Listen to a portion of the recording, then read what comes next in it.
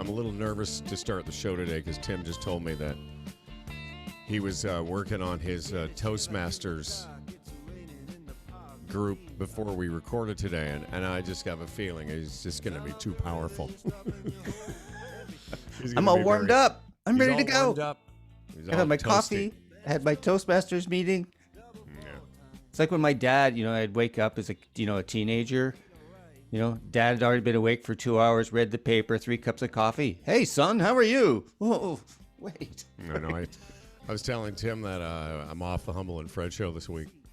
So I got to sleep in till like 5:36, and then yesterday I slept until 7:30. And I woke up and I was like, well, where's the whole day? That's the whole day. 7:30, it's nap time. This is old guy stuff. This is Swing Thoughts. Welcome to it. I feel like I don't really need to introduce the show, and I listened back to the show last week, and I like how we started by just talking, because it's like, it just doesn't make... Sure, it's Swing Thoughts. We've done a bunch of shows, but I feel if you've downloaded the show, you know that it's Swing Thoughts, because it's in your, it's on your phone, it's on your computer. But for you people that are new, I'm Humble Howard from the Humble and Fred Show, golf spiritual leader, along with Tim O'Connor, who wears many hats. He's a golf coach, the Guelph Griffins. And speaking of that, remind me, I had a conversation with our boy Charlie Fitz yesterday. Cool. Tim is also the proprietor of o'connorgolf.ca, a mental coach, a regular coach. He's an all-purpose coach. If you're looking for a coach for, let's say, a birthday party, if you're looking for a birthday coach, he's your guy. How to navigate your way through a very slow drive-through line at Tim Hortons. If bar mitzvahs, birthday parties, any occasion. A lot of times Tim gets hired by couples to be a coach at one of their parties. They there's a face painter and there's Obviously, it's the timing thing. It's like, don't bring out the egg salad sandwiches just yet. Wait till there's some more smells in the air. Like one of those big parties, big fancy party where they have like a kissing, not a kissing booth, oh Christ, a photo booth. Then over here they've got some games you can play. Then over there's Tim. Stop by for some performance coaching. All right. How you doing? You all right? Yeah, I'm good. You look. That's good. You look really sharp this morning, of course, as we always do now. Yes, thanks. Thank you, Tim. Thank you. And you were just putting on your shirt when we started a couple minutes ago before we started recording. Because I realized I couldn't wear the crappy old T-shirt that I had on. I'm on Swing Thoughts, and we have an apparel sponsor. Yes, jwapparelinc.com. Jonathan Wong was on with us last week, and we were basically, talking about how much better we will be dressed this year than we've ever been in our lives. I'm wearing what do you call this? Like a shell? Is that a vest? Yeah. And you've got a nice polo on. It would be really cool if we both knew, like, who makes your polo. Is that a B. Dratty? This is a Fairway and Green. Fairway and Green, right on. And this is one of their iconic whale thing. It has an official name. If I was really prepared, I'd know what it was. Yeah, me too. But it's just the nice whale pattern that they have. Zero restriction, Fairway and Green, EPNY, Garb, which is the stuff for kids, Royal Albatross, and PRG Golf. All these, all the stuff you see us wearing and hear us talking about can be had and looked at jwapparelinc.com, Tim. jwapparelinc.com. Okay. Absolutely. If you want to see some very cool golf shoes, look at the Royal Albatross stuff. Oh my goodness. Italian leather, all that stuff. I mean, you can just smell it, how amazing it must remind you of your childhood growing up in Florence. Yes. Yeah, growing up at the knee of the shoemaker. That's right. A young Tim O'Connor sat at the cobbler's knee learning his craft. Yeah, Timothy Joseph O'Connor in Florence, Italy. Yeah, right. Oh, that's right. Oh, Mr. O'Connor. He'll be making some fine golf apparel and shoes. It'll knock your socks off. Hey, Tim. Also, let's not forget our title sponsor. No, that's not even true. Although they are our longtime sponsor. Hang on a second. I'm going to turn. Let me do this right now. There we go. TaylorMade Golf has been supporting this program now for many years. Experience the drives every golfer wants to hit and no golfer wants to follow with the all-new Sim2 driver only from TaylorMade. Visit TaylorMadeGolf.ca to learn more. You sent me a note about Sergio. Yeah, what was that all about? They've re-signed him. Sergio's back in the TaylorMade womb canon people who play TaylorMade. Yeah, Sergio's back. Hold on a second. Yeah, I don't know where that comes from. What are you trying to? Why can't you just use regular words? Like, if we were having lunch, would you say to me, "Oh, Sergio's back in the womb canon"? What? What just use your regular words. It's okay. I'll still think you're smart. I'm a writer person. I know, but we're having in conversation with Tim O'Connor. Tim, what's Sergio doing? Oh, he's back in the womb. Okay, next question. When it's funny, I couldn't come up with who was he using for the years, and I couldn't tell you. I guess it was 4 or 5 years he went away because I think he was using Callaway. I think you are correct. Anyway, you are correct. Re Callaway, and then I think he might have been in the manufacturer Wilderness for a while. Okay. Well, I saw that note from you, but I had also seen, I guess TaylorMade had tweeted a picture of Sergio and a huge staff bag. What was this? Holding a golf ball. That was a picture I saw. Yeah. Well, good for them. No, Sergio. I mean, he's Sergio, for gosh sakes. Sergio's on better behavior now. I mean, like, he goes through these little peaks and valleys. He won the Masters, and everyone's so happy for him. And then, as happens to Sergio, every once in a while, he has a little fit here and there, and takes it out in a bunker. But he seems to be in a better mood. Maybe it's from playing TaylorMade clubs. No doubt, that's exactly what it's about. Sergio's more like the everyday golfer than most people out there. Like, it's easy to criticize Sergio, but we've all done what he did there in the bunker. I have. I wanted to mention something about TaylorMade, the irons, the Sim2 irons, the TP5 ball. But I've got these. What they've done is they've changed the grind on the high toe wedges. And I also want to send a thanks not only to our friend Nick at TaylorMade. Isn't it terrible I don't have Nick's last name in front of me? Obrich. So Nick Obrich is our contact there, and we've talked to Nick, I think, on the show. But there's a kid there. He's not a kid anymore. Kevin, who has been so good, and he's figured out how to get me all this stuff that I'm supposed to get. He's been following up with me. I just wanted to say, Kevin, I think his last name is Hong. But I just have him on my phone as Kevin from TaylorMade. Yep. Because I've now got driver 3-wood hybrid. They've all come. I haven't tried the driver yet. And I've got all 3 of my high toe wedges with this new grind on the face. So I have used those because you can still chip and, hit pitch shots in parks here in Ontario. And you have you have a lab. And I have a lab. But I want you to know, did you order those this year? Or did you order? I know you got a driver. I ordered wedges, which have you're gonna love them. Darkened my door yet. Dude, you're going to love them. Yeah, looking forward to it. They look freaking awesome. I mean, after all, you and I are in the TaylorMade womb. Yeah. Can we move on from that? No, can we move on from that? Here's if this is a conversation with any other normal person, they just let it go. But no, but that's the thing. Toastmasters didn't prepare you for this.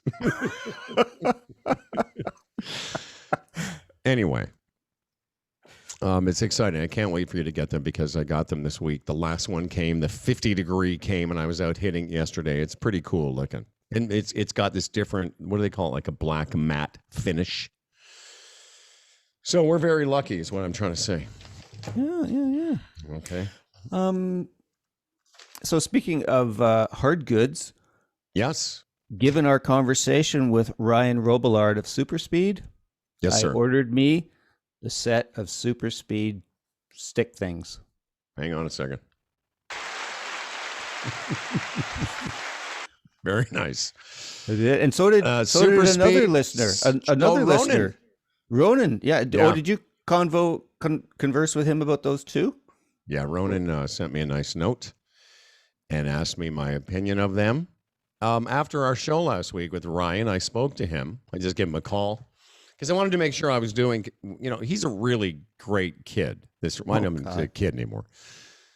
But he had a long conversation with me because I'd been using these things off and on haphazardly for a few years. I'd try them and use them sort of as a warm-up. But he gave me the straight goods on how to follow the protocol.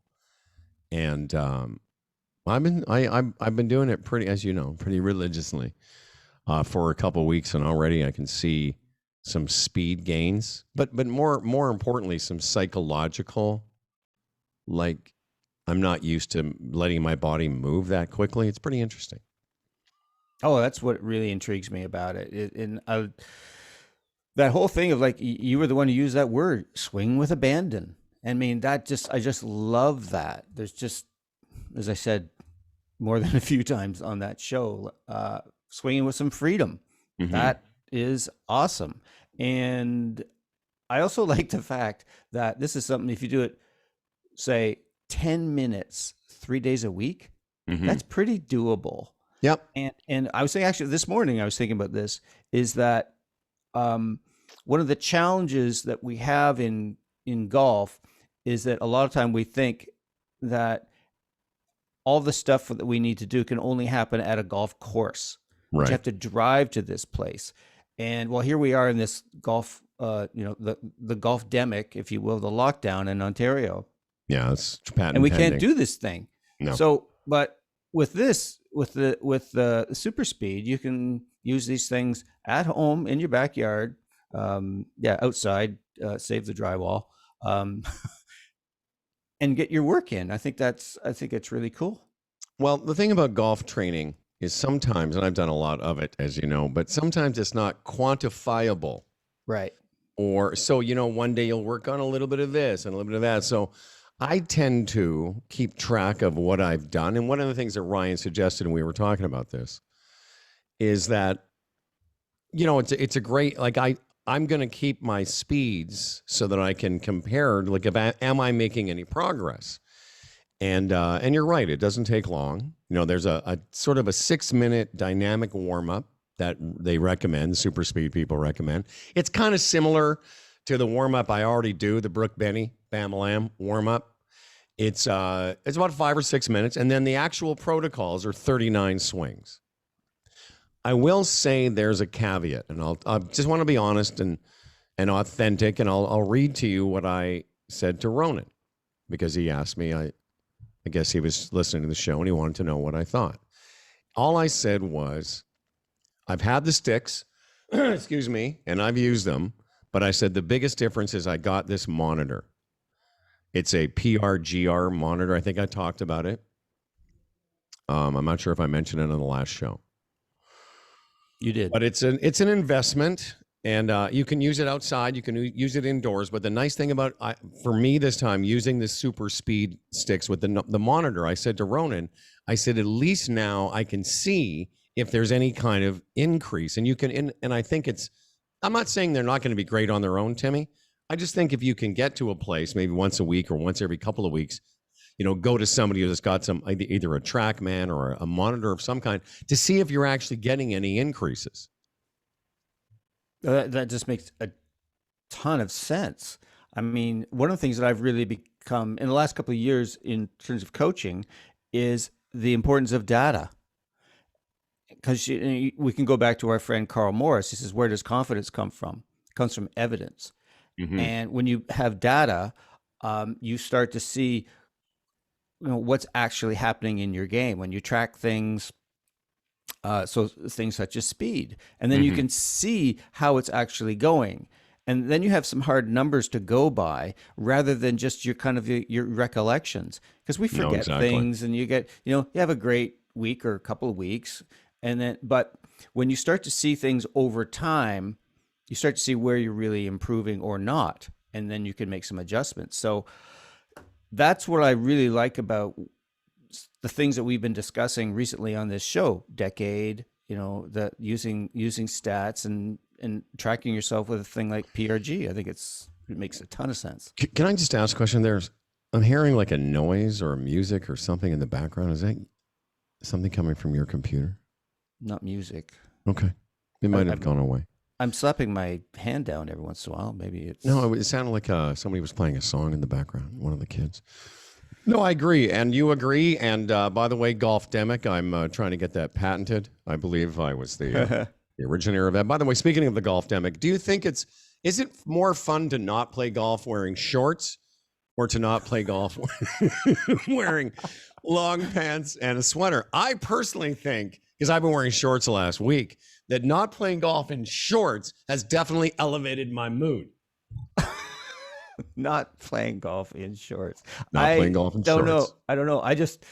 I know that I miss golf. And it was funny. So today's Wednesday, right? Mm-hmm. Yeah, by the way, we're recording early this week. We'll tell you why. But you'll be hearing it by the time you guys hear it, it'll be Friday afternoon. So round 2 of the PGA will be underway, and you'll get the notification that another episode of this sweet program has dropped, as the kids like to say. Exactly. Love that. No, what I was going to refer to was in the last couple of days, when people ask, so how you doing, Tim? I went, great. I'm wearing a t-shirt and shorts, which, because like summer dropped this week in Ontario. But something also I just want, before I forget, speaking of Golfdemic, you probably something dropped into your inbox as well, is that a whole coalition of I saw that. Of outdoors people have got together and they sent the government a nice letter. Yeah, I think it was golf, volleyball, basketball, a couple other associations. Yeah, I think. Oh, hang on. Here, it's coming up here. Yeah. While you're looking, I'll tell you, it's funny. Both of my brothers live in Alberta where they still can golf. There's some restrictions, but every time I talk to them or anyone else that lives in a jurisdiction where you can golf, they're always a little bit tentative to say, I was playing yesterday. Oh, I know. You can golf. They're almost apologetic. I know. It's like at a wake, after the funeral. It's just, oh, sorry for your loss. Yeah, for sure. It's like that, or like, prohibition, where like booze is illegal here in Ontario, but you can drink it everywhere else in the world. God damn it. Exactly. So all these good people got together. Athletics Ontario, Pickleball Ontario. Yes. Who even knew? I saw that. Wait, I saw pickleball. I'm like, what? They have an association?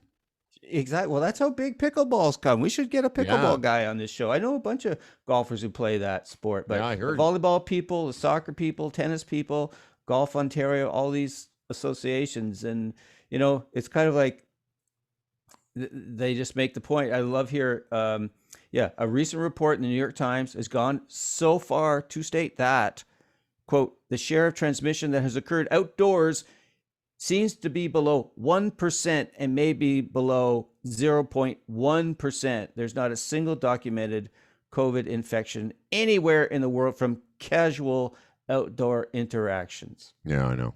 And they go on to say that medical people, such as the Canadian Pediatric Society, say, for goodness sake, for people's mental health, as much as physical health, maybe even more so mental, open the darn golf courses. By the way, I'm going to react to that in a second, but I just want to remind everyone, even though we've been 19 minutes into the show, and I've failed to mention that TaylorMade and JW Apparel Inc. have put together a nice PGA Championship prize pack. We're going to do this for the rest of the year for the majors and anything else that we can use as an excuse to get you guys some free stuff.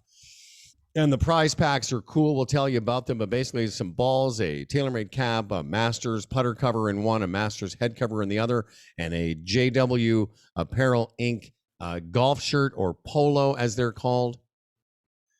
Tim's wearing one. You might win one like Tim, or a cool vest like GSL.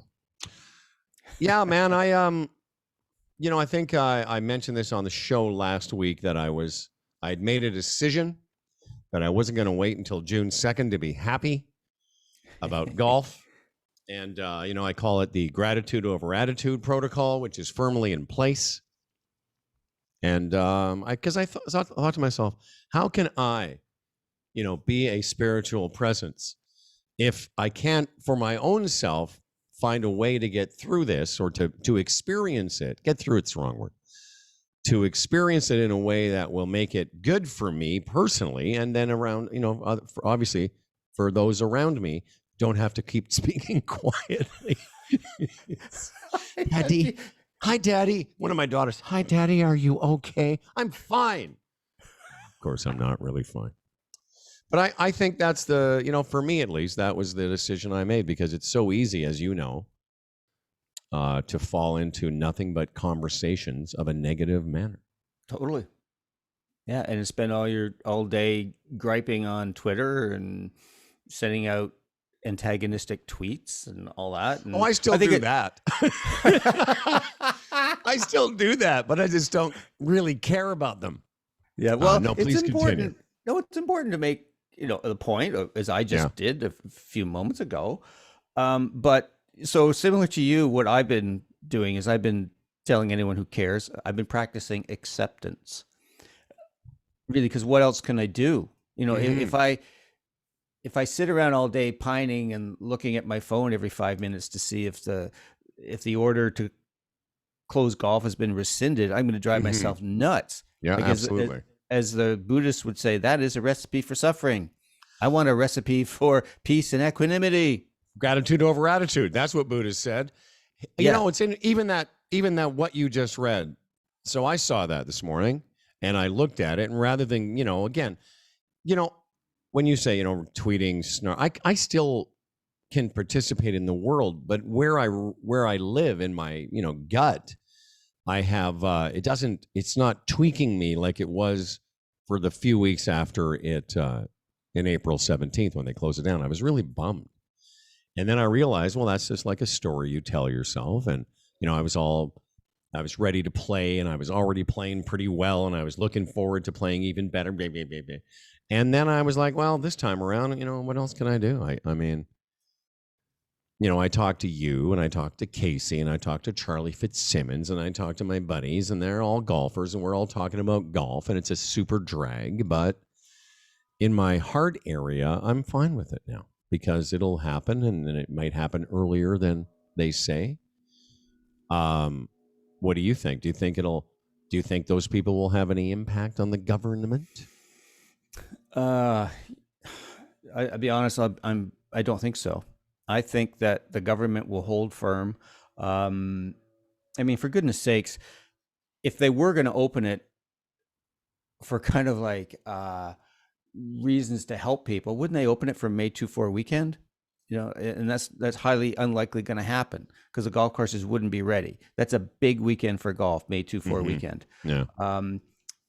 But I think that they're going to hold to June 2nd because they need to somehow leverage this. And so if the numbers, and the numbers are going down, so they can look, see what we did. It was not popular, and we're not, to paraphrase Brian Mulroney, they're not trying to be popular, trying to do the right thing. So they'll say that, look what we did. It caused the numbers to go down. Yes, it was tough. Now we can open. And I think you're right to a point. I don't disagree with much of what you said. I don't know if that's exactly it because we're all cognizant enough to look at numbers and know and read and know that the golf closing and all that stuff had zero to do with transmissions going down. I will say this. I mean, when I live in the big city, and my daughter, one of my kids, lives right across from Trinity Bellwoods Park, which most people have, who listen to the show have seen pictures of on the weekend, 4 days ago. It was just a sea of human beings. There was 5,000 people at a protest at Nathan Phillips Square on the weekend. There were tens of thousands of people riding bikes on the lakeshore for Ride TO. And all those things as golfers, it's easy for us to be all like, get really angry. And I was before getting really angry and how unfair this all is. But again, practicing acceptance, feeling gratitude over the fact that I'm alive and it's a beautiful day. And those are things that will serve me and others personally versus getting all excited because, yeah, those things I just mentioned are unfair, but I can't do anything about them. I have zero impact on that.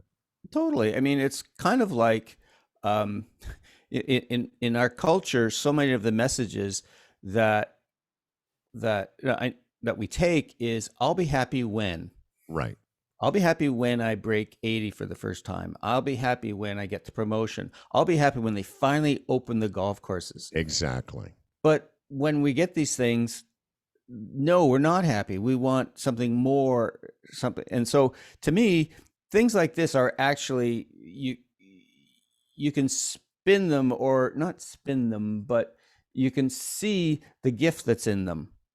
In that for something like this is that, okay, if I pine and cling and crave and then I just create some misery for myself rather than just kind of accepting. And I think that that's actually not a bad thing to take into actual when you're playing golf.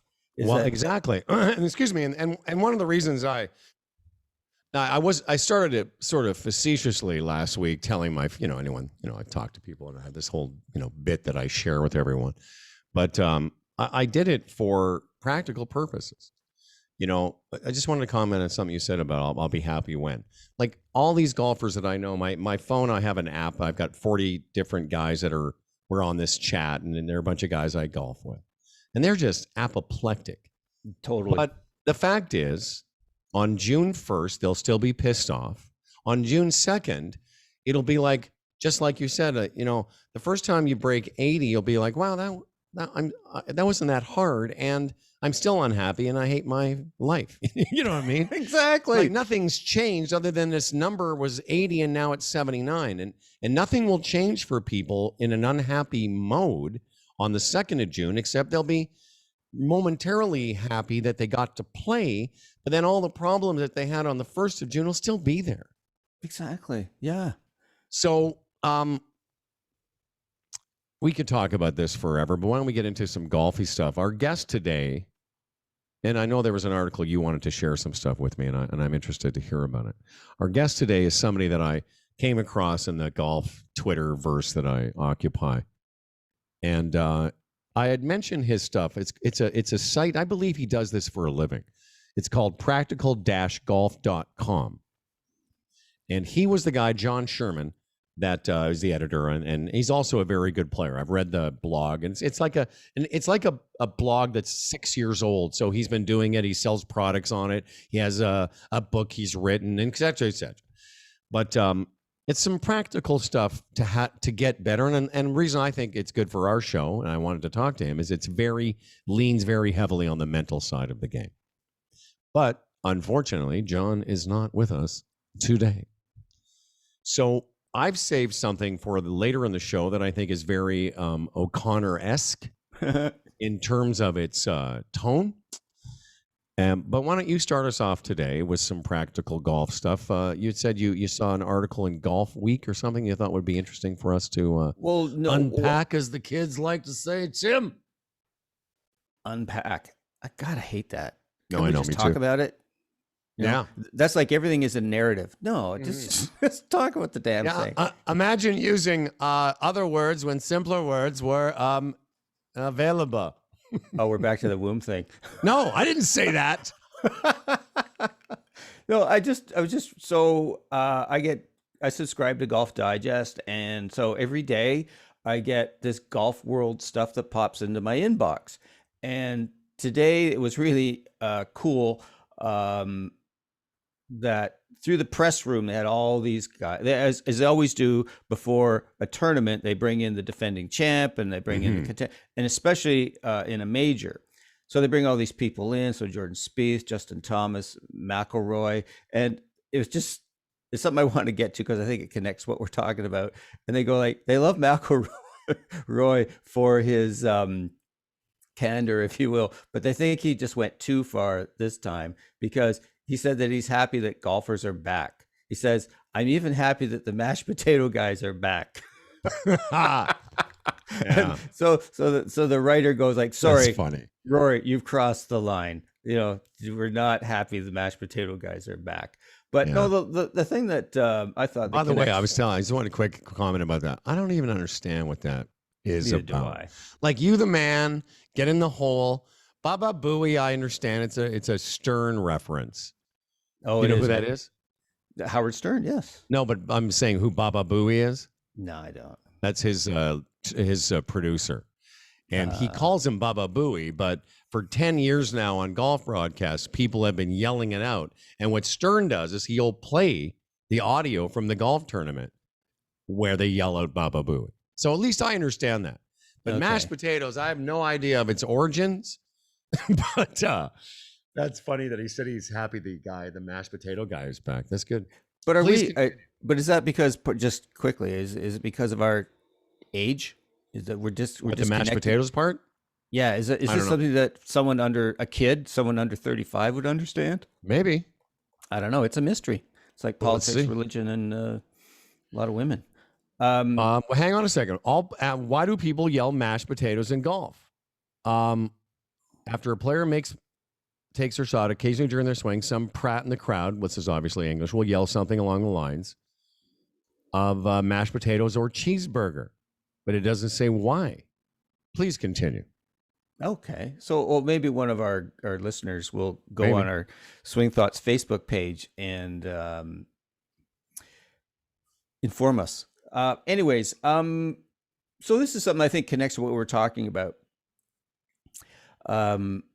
So they had Lee Westwood in the press room, and they're saying, so he's asked, "Are you doing anything better now than you did 10 years ago on the golf course?" And here's Lee Westwood's response. "Yep, I think not caring. Just playing, taking each shot at a time on its merits. I think a lot clearer now, and I have a much better perspective now than I did 10 years ago." And the Golf World writer said, "Follow the veteran and wise Westy. Care less, people." And I just think there's a lot of wisdom there. I do and too. And I think that speaks to what we're talking about. You have no idea what's coming. Yeah, if I live and die with every shot, if my happiness is predicated upon the car I drive, the score I shoot, that's just not going to end well. Like you said, you break 80, but you still wake up, and so the day after you break 80, you shoot 79, you still got all the same stuff, the same things going on. Does it mean that life is miserable forever? No. But what it means is that if we're always searching for that, somehow when this thing happens, the keys to nirvana fall in my lap, and the birds of paradise are alighting on my arms as I walk down the street, zippity-doo-dah, that's not going to happen. Well, the reason I said, in essence, we I'm just going to finish this, is that, okay, I thought you we were continue our sort of more prone to be miserable, or why am I not happy, etc., because we're always craving for things to be different than they actually are. When you listen back, you'll hear me give you a little foreshadowing, because now, just for full disclosure, Tim and I never talked about what I was going to talk about, and you didn't tell me what you were going to talk about. But because we didn't have this guy on from Practical Golf, I was looking through his back, I was looking through his site saying, well, what would be a good thing we could discuss? And I saw something. I said, oh, that's very similar to what Tim talks about in past shows. And you just brought it up again. Really? The name of the article is Caring Enough, but Not Too Much. What do you think of that, Tim? Why the universe, the universe is aligned, etc. Minds are blowing. It's interesting that Lee Westwood brought that up, because you've said that to your players years ago when you were first coaching Guelph. You said to them, you guys had this thing where you guys, care. How did you put it? We put our hands together before a tournament. We all put our hands in together, and we always say, I slightly don't care. Slightly don't care. And the reason that, and if you go to Practical Golf, you'll find this article. And it was one of the things I wanted to talk about with this John Sherman guy. And I thought of, because it was so close to some of the things you talk about and things we've talked about. But it's great. Like some of the headings are living and dying on each shot. And that's what a lot of us golfers do. We every shot seems to have so much importance, and we've talked a little bit about the practicality of why are you more nervous over a birdie putt or you know what I mean? Like, because every shot has the same value. And I think this article addresses a lot of those things. Playing I don't care golf is another subject matter. Because yes, and I sort of started to feel this at the end of last season, because as the season was winding down, I think I said to you on the show, I said, I've gotten into this mindset where I'm trying not to take the shots so personally. Like they just happen. Yeah, I might have been off a millimeter and it went to the right, but it's such a random thing to do that at the speeds we swing these implements, the fact that any of them ever hit the face of the club is really quite a miracle. Totally. I think you'd love this. So I want you to react to this. Give each shot the attention it deserves and move on. Love that. Yeah, totally. It's like, do your best. If you have a process, follow the process. If it works for you. And then, as Ben Kern used to say, when it leaves the club face, it's up to the gods and gravity. That's right. You've taken care of everything you can up to that point, and then let her go. And there's just, to me, there's so much freedom in that. And I think for listeners, go check out the article. I just want to pick out the way he finished it by saying, he said, because he's a scratch golfer. He's written a bunch of articles about how he got to scratch, et cetera, et cetera. And he talks about compartmentalizing your emotions. And he admits it's much easier said than done. So he says, when you hit an errant drive into the trees and you're still fuming over your mistakes, that shot is over and done with. Your new task is to make the best decision possible with the current shot and not let the prior event influence that decision. You and I have said the same thing 150,000 times on this podcast. Exactly. I've said it in this way. You don't have to, when you follow a bad shot with another bad shot, that starts the spiral. You don't have to follow a bad shot with a great shot, just an okay shot. Decade would say, if you're in the trees and you're trying to thread it through an opening, slap yourself. Get it back in play. Statistically, you'll do better from there than you will from banking it into the tree and then going OB. And I think, that's a great thing about working with you and other people in the golf business. And I know I joke about being a spiritual leader, but I'm also I think a bit of a coach as well. And part of being a good coach is finding different ways to say the same thing. You know that. We're not, this guy at Practical Golf, great guy, not saying anything new, just some nice ways of, sort of figuring it out. And I think that's what our show is good for, is that, hey, a lot of guys are having these thoughts and discussions with their friends, and maybe we can find a way or give you some resources to further your, education and your, just give you some support. Well, totally. And it's like a phrase I use all the time is that there's only 3 chords in rock and roll, but it's how do you put them together? Yeah. And so what you and I have put together and what I have cobbled together in terms of the stuff that I got, we're just learning from everybody else. Oh, yeah. I remember Mike Martz had a great line. It was quite funny. I love this story. Years ago, when Bob Rotella was just starting to emerge as the guru, the golf performance coach, all golf that is stuff. not a game of perfect. Yeah. And so Martzy is just a call him as he sees him type of guy. And so he sits for Bob Rotella's chat, and he wanders up at the end of the chat, and he goes, oh, I liked your talk. He says, but in essence, you just moved the bones from one grave to another. Meaning, basically, what Rotella is doing is tapping into like a lot of Eastern philosophy and Buddhism and mindfulness practice, and just bring it to golf. And in essence, so that's kind of what we do here. Yeah. We bring in. Part of the beauty of being able to do a show like this, and what I've always enjoyed about being a journalist, is because we have this platform, we get to meet some pretty cool people. And so all these people that we have on, I learn from all of them. We both do. And we just cobble upon it. And so some of the ways, it's just different ways of, saying the same thing, and people resonate. And so what's interesting, he said, what does Sherman say? It's like, how to play don't care golf?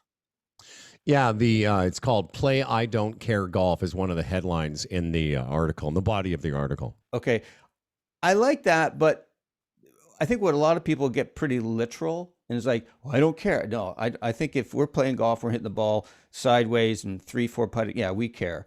But the what I like, and I took this from Shaun White, the snowboarder who won the gold at the 2010 Olympics, was he just said, I slightly don't care. Yeah. And what I love about that is that, we care. And the problem is when we care too much, and as to your point, when we live and die and we take it personally, that's hard to play good golf. And I think he's saying the same thing you are. I mean, he's like, because in the body of that part of the article, it's really interesting how he describes it.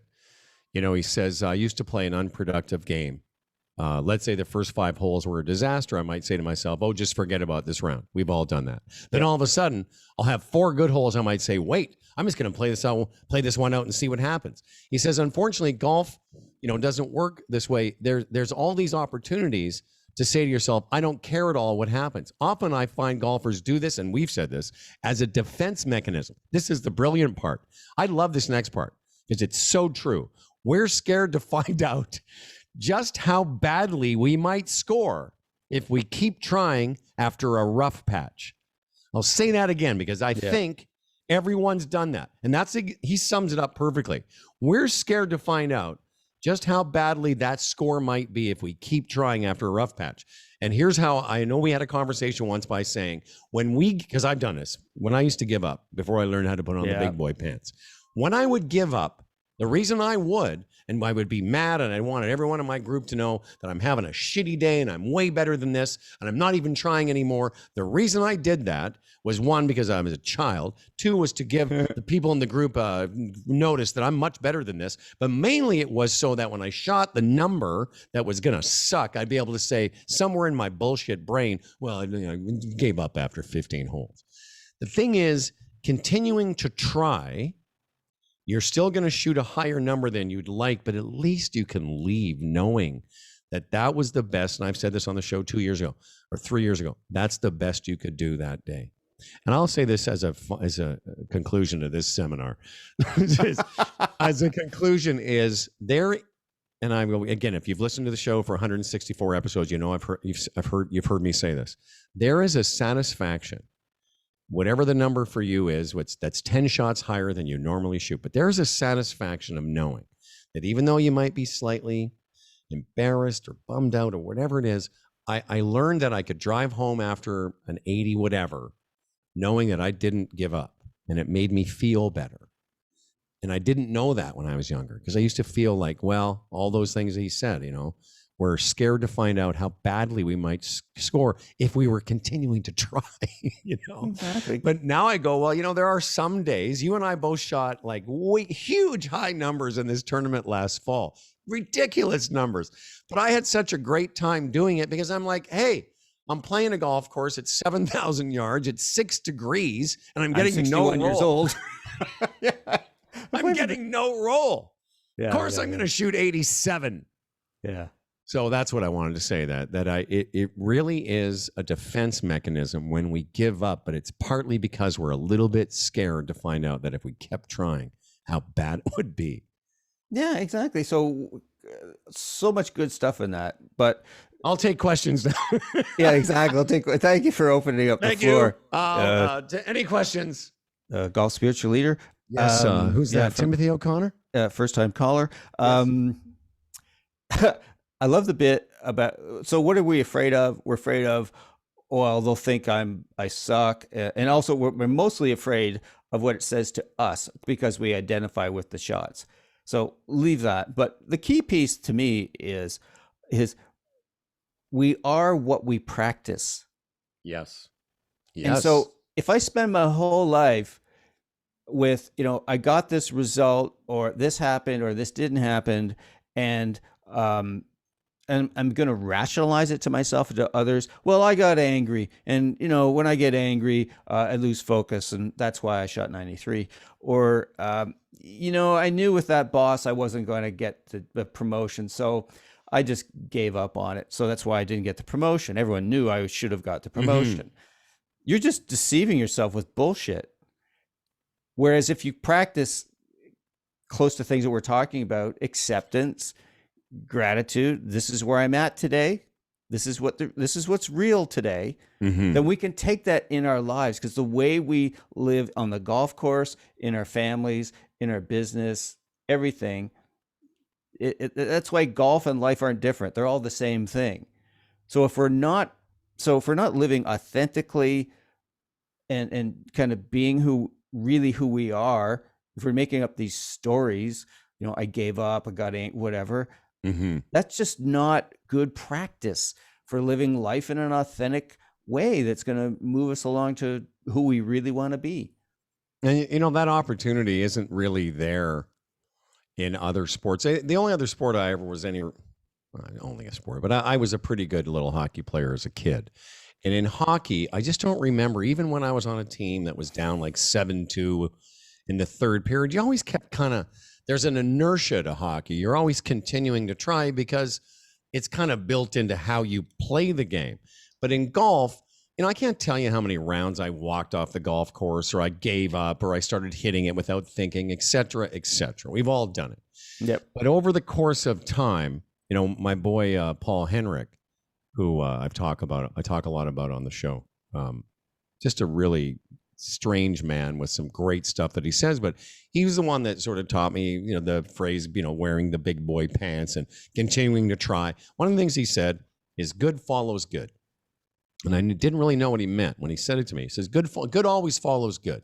But what I've learned that it means is you're in the trees, you do the right thing, you chip out, you don't let your ego get in the way. Well, he has two things. He would say, good follows good. So you did the right thing. So you did the good thing.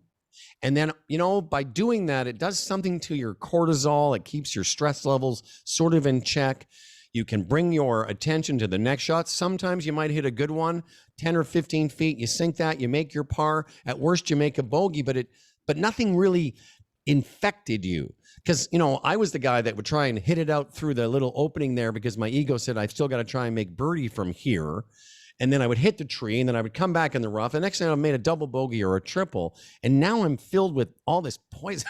Exactly. And the other thing he would say, because if I would get into trouble, he would be watching me, or we'd be playing together, and I would try to hit some shot, and he'd say, listen to me, before you try and hit through the sliver of trees there, he'd say, have you ever made a birdie before? I go, what do you mean? I'd be all pissed off. He goes, have you ever made a birdie? I go, yeah. He goes, well, then make a birdie with your third shot on a par 4. I go, oh, what, huh? He goes, well, try and make a birdie once you're back in play. And by doing that, I chip it out. I have 120 yards to the green. I hit it somewhere on the green, and every once in a while, I'd sink that putt for par. And I would be like, oh, good follows good. And I have made a birdie with my chipped out shot. But the thing I didn't make was the double or the triple. Because as we found out through our, recent romance with Decade, that you don't really lose a full shot with a bogey, especially at our level. You lose probably around, let's just say for round numbers, 0.50, half a shot with a bogey. But in our minds, we think we've lost a stroke. But even at our level, a double bogey is now 1.5, and you've lost more with the double than you have with the bogey. I know that seems self-evident, but we don't think of it that way. We think it's a two-stroke disadvantage. But the one stroke isn't the disadvantage. It's only half a shot. So it's in saving those moments. I'll finish by saying psychologically and statistically. Again, I'll open it up for questions. I feel like I'm sitting in the grad lounge at Decade University, and we're sharing a pint after class, and we're just kind of like, because you're doing your post grad work on Decade. It's ridiculous. I got a PhD in Decade. Anyway, I picked that article. I think it's ironic that you had the same thoughts. Let's talk about the PGA. 7,800 yards. Everyone's freaking out about how long it is. But yet, when they played there in 2012, Mr. O'Connor, how many yards were they playing it at in 2012? 7,600 yards. It's only 200 yards longer. So it's not like way out of whack. Although I do look forward to the wind blowing. Yeah, totally. Because I think it's cool watching tour players have to hit long irons into par fours, kind of what the game we grew up watching and the game that they're not familiar with, ironically enough. You know? Oh, it's going to be fun to watch. I mean, that is a diabolical Pete Dye golf course. And I love the fact that they're back at Kiowa. Gosh, remember the Ryder Cup? Have you been there? I have not. No, me neither. But do you remember the War by the Shore, the Ryder Cup? Sure, I do. Yeah. When Bernard Langer missed like that ticklish putt. Mm-hmm. Oh my gosh! And wasn't it also that one where Calcavecchia missed the green on 17? And Calcavecchia, Calcavecchia, I think was devastated. Three or four up on Monty. Yeah. And then he either lost or halved his match, and he's on the beach crying, and Dave Stockton's down there trying to console him. Don't drown yourself, please. That's right. Don't walk into the ocean. Exactly. But it's going to be fun. I mean, I guess someone was saying Zach Johnson, not the longest player in the world. Yeah. It was like on every par four, he's having to take the head cover off for his That's right. I saw that. Shot. You know, they won't. I don't think they're going to listen. Even they were saying this last night. The fairways are the fairways these guys play are faster than any fairways we ever play. Totally. One year at Glencairn, I think it was 4 or 5 summers ago now, and it might have been the same at Blue Springs, but it was that summer where we lost at Glencairn. We lost some of the fairways. It was so dry that summer. But the irony of the conditions were it actually played. That golf course played closer to how a links golf course is kind of supposed to play. Lots of roll, you know. But when these guys were playing at Kiowa Island, where the fairways are hard, and fast. So you got a 520-yard par 4. If it's downwind, they're still going to be hitting driver 9-iron. But if it's into the wind, they're going to have more trouble holding the fairways because fast fairways mean the fairways actually become narrower. Yep. His mistakes are exacerbated. They're going to have long irons and long shots from those rough. And I'm looking forward to seeing that because it brings a guy like Spieth into the mix because you got to have a great short game. And you have to be a great ball striker. You got to know how to adapt to conditions and all that kind of stuff because that's what makes it fun. So it's gonna be a different kind of golf than we see, week to week, which is usually an airborne game. Just dot and you go. So it'll be really cool. I like Rory was asked about the wind. He's a good guy to ask about that, being from Northern Ireland and whatnot. But it was funny. He was saying, to go through his adjustments. He says, well, I've been playing golf for 30 years. He says, it's automatic. He says, I don't think about it. I get the wind. I get the number. I try to visualize what I'm going to do. And then I just try to replicate what I've visualized. And so I love the fact that we can learn from players like that, even when conditions are tough, is not to overthink it. And you don't really have to change your game a whole lot.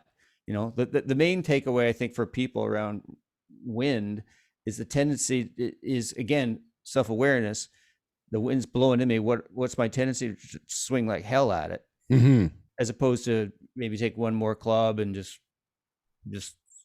swing it. But it'll be fun to watch. I love watching guys invent shots, and a course like Kiowa will do that. And I think that's really, again, if you look at it in terms of score, if these guys are used, if the wind really blows, and apparently the wind is going to turn around or something, make it more difficult.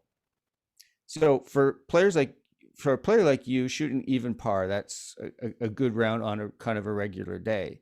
But on a day that's really blowing at Glencairn, great score could be 78. I'll tell you, the first round of the regular, young guy club championship in 2017, Ended up second that year, which is the best I've ever done in that club championship. And I shot 79 in the first round. I was one of 3 guys in the entire field to break 80 that day. Yeah. And it was a great round of golf. In fact, better than the other rounds I shot in the low 70s because it was just ridiculous that day. Yeah. So you see, like, what it takes to a degree is our friend George McNamara, who's a good friend of Fred Shoemaker. A lot of times, what he and I talk about back and forth is point of view. Mm-hmm. It's like, how do we see the world? If we see a good round of golf as, for a PGA Tour is 67, but the wind blows and they shoot 75. If your point of view is that I didn't shoot 67, I suck. Mm-hmm. Well, good luck there. Yeah. So if you have a point of view that's more in this place of, okay, this is what the deal is today. This is what's real. And I'm going to have to go and accept what's going on here. The minute we start to fight what's reality and this doesn't line up with what I think should be, yeah, that's when we start to really struggle. I agree. For years, the first I joined Glencairn in 2013, but I didn't really start playing in earnest until 2014. And I remember the first couple of years I would drive there, and it's where, for people who don't know, where it's situated in the escarpment world, is it just, and it's exposed. And it was designed to play, like a links land course. So wind is part of it. Because when there's no wind there, it's a much easier track. And I remember driving up for the first couple of years, and every time I would come to the parking lot and it's howling, I'd say, is it windy every day? And that's how I would start my day. Exactly. And then one day I drove in and was like, you know what? Enough already. It's going to be windy every time you play here, so just enjoy it. Same with, playing in the rain. Nicholas was famous. This is a great, old story about saying that he loved when it was windy and raining because he knew it would eliminate half the guys who were pissed off that it was windy and raining. Exactly. And he was going to be like, no, I'm okay with it. Tom Watson, legendarily played great in terrible conditions. And hence, how many Open Championships did he win? Was it 5? 5, yeah. Yeah, I mean, yeah. I think the caveat is not that they played great. They just didn't give in to most people suck when it's in those conditions. Yeah, if only it wasn't windy. If only the course was this. They play the course as they accept it, if you will. I mean, how's that theme running through this show? But so I got a story that's similar. Whether this is actually true or not, who knows? It's a good enough story. Gary Player used to. Matter if it's true, yeah. Yeah, Gary Player used to room with Bob Golby on the road, and this is earlier in their careers, and they're playing like in Florida or something, and Gary Player comes back to the room and says to Golby, "I just love these slow Bermuda greens." And then a few weeks later, they're up in the Northeast, and Gary Player says, "Oh, I love these fast bent greens." And Golby goes, "What is it? Do you love the slow Bermuda greens or the fast bent ones?" And Gary Player says, "You love whatever greens you're on." That's right. And I used to, and similar to you at Glencairn, when I first started playing at Blue Springs, I would go, "This 9th green is unfair. There's too much slope in this green." Right. And the same with 12 and 13. And then it was like, wait a sec, you better love the greens. That's right. And then it just changes everything. And back to what we're talking about with our friend George McNamara calls the point of view. When you change your point of view, things just become a lot easier. Well, who among us have not been in a kitchen barn or bed bath store, whatever those are called, with our significant others and seen a sign for the kitchen, right there, over here is live, love, laugh. And right next to it is when you change the way you look at things, the things you look at change. I don't know about you. I can spend about 8 minutes in any one of those stores before my hips start to hurt. I do. I do. Rachel looked at me one day. We were in a bath bed or whatever, and she looked at me. She goes, "What's wrong with you?" I go, "I've lost the ability to keep myself upright." I was like listing to one side. Well, Sandy knows. So the signal for me when we're in those places with Sandy is like when my arms are folded. She goes, "Okay, you could go now. You're released." Yeah. Although, ironically, I can go into a golf town and be there for hours. I feel fine. There's no irony in that at all. Okay. Well, listen, everybody. Oh yeah, contest time. Well, yeah. So basically, we're giving away, as I mentioned at the beginning of the show, everyone who wins is going to be 2 prize packs. So there are 2 ball samplers, a cool TaylorMade hat, a Masters putter cover, and a JW apparel polo shirt or shirt. Wow. And in the other package, there is golf balls, 2 ball packs, samplers, a hat, and a Masters head cover. And what we'll do is on Facebook, when this goes up on Friday afternoon, I guess, we'll just put a question in the description of the show. It will be very simple. You just tell us the answer. First couple people to get through, those will be our winners. Okay. Like that. As we finish today, if we're starting to wrap up here, so what? And so I think you mentioned you've ordered the super speed sticks. Yes. Not to be confused with speed stick, because that's a deodorant. Imagine somebody mishears this. Hey, Tim Howard, I ordered the speed stick. It smells like pine. It's April fresh, right? How is this going to help my golf? I put 2 speed sticks under my armpits. Well, it's going to be less friction. So my question is going to be, what are you working on in your golf game, Professor Tim? Oh, well, you asked, I think it's the same thing. You asked me that question last show. I know, but every week it's going to change. Oh, it changes every week. Oh, it does. Mostly. Okay. I mean, I've got a couple things I've been working on now for a couple of months, but sometimes I get distracted by the internet. I do. I don't know about you, but I just thought if there was the internet when I was in my 30s, going through my first golf renaissance. Oh my God. I don't think I would have ended up. I would have ended up being fired because you've been in the loony bin as well. Oh yeah. Because I was already a nut. So, but what are you working on? I know you're working on some stuff with Mertz. What are you doing? What is your thing? Well, I talked last time how I'm still putting on the ruler. Yeah, that's a good one. So I'm doing that. That's basically practicing quiet eyes, doing that. But what I'm actually doing as well is in my my practice area for chipping, which is my hallway. Yes, I got about 20 feet. So I have a little target. What I'm working on is just staying present to how the club feels in my hand. Even post impact, am I able to maintain the focus of the club in my hand? It could be the weight of the club head. It could be just the grip in my hand. It could be the whole club.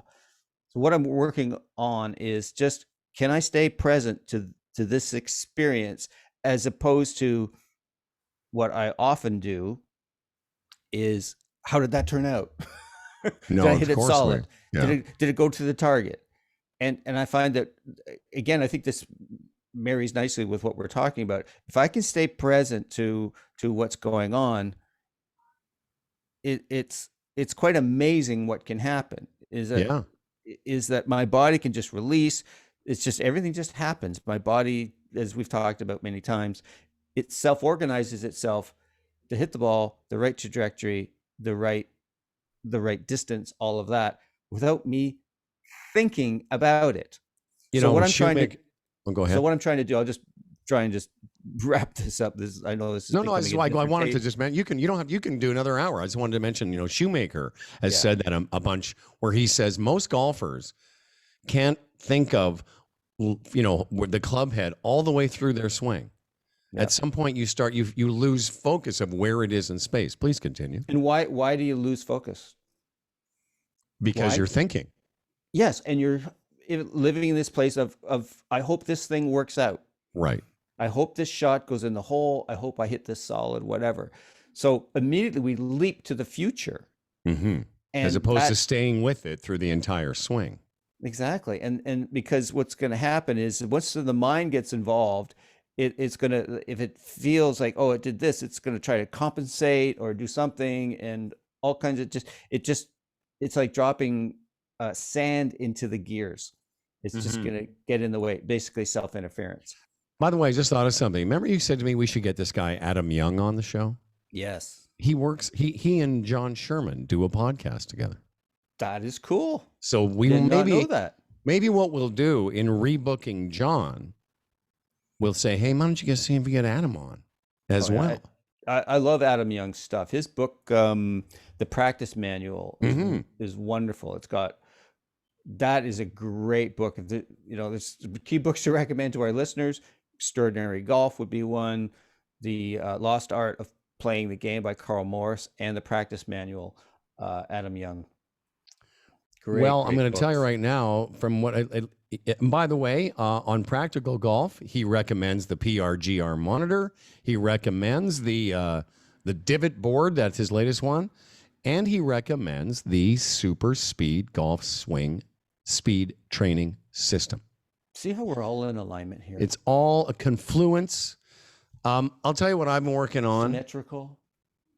I've been doing a lot of, I've been doing a lot of stuff with my golf swing now for a couple months. I've been working on my grip a little bit. Just Interesting. just Grip. because I didn't like where it was sitting a little high up in my, because I always wear the glove, and I always get a callus in my heel pad of my left hand, and that's because the club is riding too high up in my palm. So I've been working on that a little bit, trying not to do too much of it. Just what I do is, if you've ever watched any of Martin Chuck's stuff, Marty Chuck, this is a great takeaway for the average player, is Marty Chuck, every time he takes a grip, every time he puts a club in his hand, he's very careful about how he grips it. And I think that's great for most people who just sort of haphazardly take the club and they just hold it like they've always held it. But Marty's very fastidious about how he takes his grip.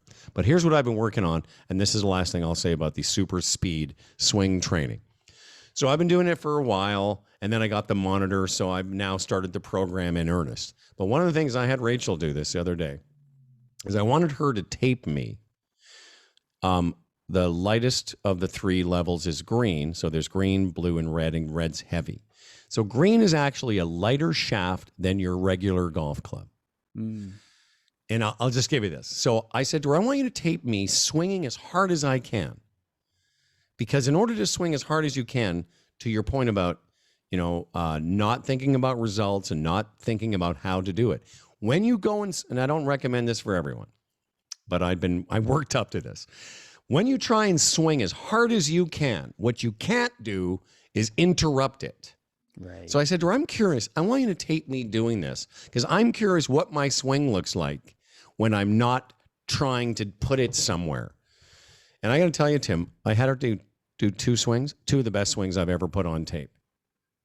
It reminded me of that shoemaker thing we talked about last week about throwing the clubs. Yeah. But I was just, my left heel came off the ground. My backswing was longer than it ever is because I only had one thing in mind, speed. And when you look at the swing back, it's like, Jesus, that's all the stuff that I'd like. It's all the things you'd like to see in your golf swing without thinking about any of them. Not to mention, it was the fastest, like on this monitor, I'd never gotten above a certain number.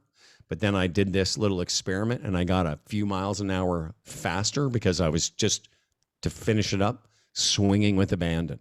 I love that. That's so cool. And that's why I really enjoyed our conversation with Ryan, because it's more about when people hear about these super speed sticks or things like that, they think about, oh, you're just trying to hit it farther. Yeah, it'd be nice to hit it farther, but you hit it farther when you hit it solid. You hit it farther when you swing with freedom, when you don't have tension. And what I find so cool about this is that it kind of reaffirms something that I say a lot, is that people think that the stuff that you and I talk about is all about the mental game. It certainly is. But what you're describing is golf as a physical experience. Yes. There's no thinking about how to do it. It's totally your body. That's a physical thing. And I think that's when we're playing our best golf, is when we're completely physical, because our you know, uh, our thoughts aren't real. I mean, if they were, I'd be in jail or I'd be put on an ice floe and just, you're excommunicated. You're too dangerous to be around. You're So dangerous to society. our thoughts aren't real, but the golf club is real. Yes. Golf ball is real. The body, real. And so when we swing like that, one thing before we finish, I wanted to ask Ryan this, and because you used the word, I want to ask you, and it may just seem like semantics, but to me, there's a difference between swinging hard and swinging fast. When I hear hard, I think about using big muscles and all that. When I think swinging fast, it's just it lands for me differently in my brain. I don't know. How does that sound to you? No, because I think it's interesting. There is a bit of a differentiator, which is when I would say, I wouldn't say swing hard. I'd say trying to hit it hard. Yeah. I'm trying to hit this hard. But when I'm trying to swing fast, which you do as part of the protocols, and when I was talking to Ryan, I said, I know you're only supposed to do it 3 days a week, but can I do it every other day, please? I just want an extra day. Whereas when I'm swinging as fast as I can, I'm not thinking about swinging hard at the ball because there's no ball. Right. There's no ball in place. And that one thing I wanted to mention about this system is what it does is it's not only training, back to the mental side, it's not only training you physically to see how fast you can swing a golf club, but what it does is it's to break the cycle. And this is what I didn't understand about it. After 6 weeks of talking to Ryan the other day, what happens is you break a psychological barrier, because I have a certain comfort. We all have a sort of speed that we think is our speed. It's like, the analogy I use is when I first started snowboarding or any of those type of things, you're a little tentative and you go down slowly. And what happens over time is you just get used to psychologically being a little bit faster and faster. And finally, you're going so fast that, beginner Howard couldn't have believed how fast you get. And that's why I like these super speed. They're not a sponsor, by the way, but that's why I like them, because even after a couple of weeks of using it the way, as they prescribed, I'm swinging faster. I just am. My opening swings each time I do the training now are faster than the opening swings of even 2 days ago, because I've just gotten comfortable that it's okay to do that. Part of it, and he talked about this, my shoulder bugs me a bit. So there's some, little, if I swing this fast, will I hurt myself kind of thing? And I think a lot of people, that's why I said, don't just go out and start swinging as fast as you can. But once you start to get used to it, I think you'll find this in your training. Pretty soon you're like, Jesus, I'm swinging way faster than I normally do, because I've gotten sort of my head around it, Yeah, great. And so particularly as adults, you become more risk adverse. Yes, of course. Not only with your investments, but certainly your golf swing. But I loved how Ryan said, when you have a different experience, you go, whoa, I didn't fall down and I didn't die. Right. That's right. I'm standing up, I'm not dead. Yeah, I love how he described how a lot of times with runners, what a coach will do is have someone run downhill, and they see, whoa, look how fast I'm going, and I'm not falling down. And then they can just kind of realize, whoa, I can go super fast, and it's okay. I am curious to see, because it'll be another couple of weeks of doing this, and to see how it translates to actual golf ball hitting. But yeah, it's again, we're in a lockdown here. I'm trying to use my time, and I love golf, as you know. I love everything about golf. So it's giving me a chance to kind of be connected to it and have some goal, and it's been fun. Thank you very much, Tim O'Connor, o'connorgolf.ca. Go get him. Go get that man. Don't forget, we'll give away these stuff from TaylorMade. Of course, TaylorMadeGolf.ca. You can get the new Sim 2 irons, the Sim 2 drivers available. Eventually, when all this is behind us, you got to get into TaylorMade and get fit. And jwapparelinc.com. Jonathan Wong offers golfers of all ages quality apparel from head until the toe.